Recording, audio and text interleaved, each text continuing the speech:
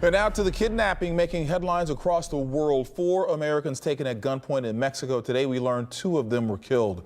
One source familiar with the investigation says the 2 survivors are now here in Texas in the care of the FBI. And here is what happened. Family members say the group of friends traveled from South Carolina so one of them could undergo a medical procedure. When they crossed from Brownsville to Matamoros, they were abducted. Reporter Gloria Pazmino is live now in Brownsville to begin our team coverage. Gloria. That's right, Keith. We've also just learned exactly how local police here in Brownsville learned that these 4 U.S. citizens were missing. One of the friends that had traveled with them had to stay behind because she did not have proper ID. Why did they need ID? Well, they were planning on crossing the border into Matamoros, Mexico. One of the 4 victims was planning to have a medical procedure, and 3 other friends were accompanying her.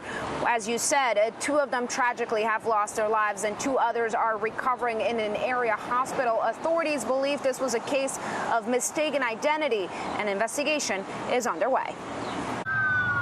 A bittersweet ending to the search for 4 Americans kidnapped in Mexico. The governor of Tamaulipas, Mexico, confirming 2 are dead and 2 are alive.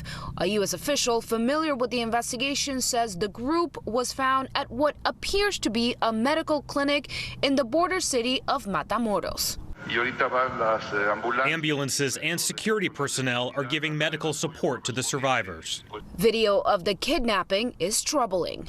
You can see what investigators believe are members of a drug cartel loading the group into the back of a truck after a shooting that left 1 bystander dead. A source close to the investigation says the abduction is likely a case of mistaken identity. Multiple agencies will now work to find those responsible, officials said. I've been briefed by the FBI, which is working with Mexican authorities, and senior department officials are working closely with our counterparts at the State Department. The State Department, meanwhile, is renewing a warning for Americans considering travel to this region of Mexico. The travel advisory for Tamaulipas State remains at level 4. Do not travel. We encourage Americans to heed that advice.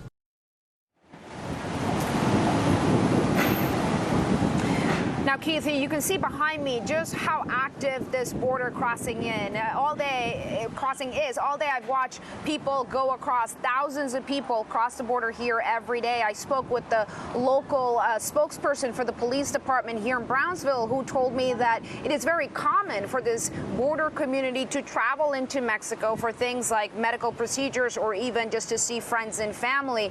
They don't believe this is going to decrease the crossings in any way, but they are asking people to take additional precaution if you're going to cross, to tell people where you're going to be, to make sure you have a full tank of gas, and to activate GPS on your cell phone, and just to stay in touch with friends and family about your whereabouts.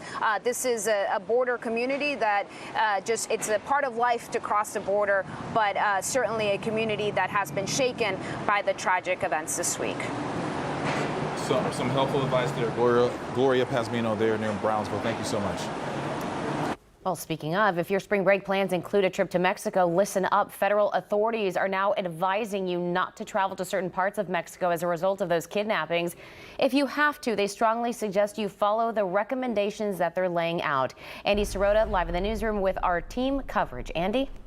Many Americans cross the border at Brownsville to go into Matamoros for medical reasons. Younger people tend to be attracted to the nightlife since the drinking age in Mexico is 18. While they strongly advised against it, authorities in Brownsville say if you still insist on going, be smart about it. The State Department issuing its highest travel warning for the entire state where Matamoros is located after 4 Americans were kidnapped. There are some bad spots in Matamoros, just like there's some good parts. Martin Sandoval is a public information officer with the Brownsville Police Department. He says with spring break fast approaching, they're expecting to see an influx of young people crossing the border.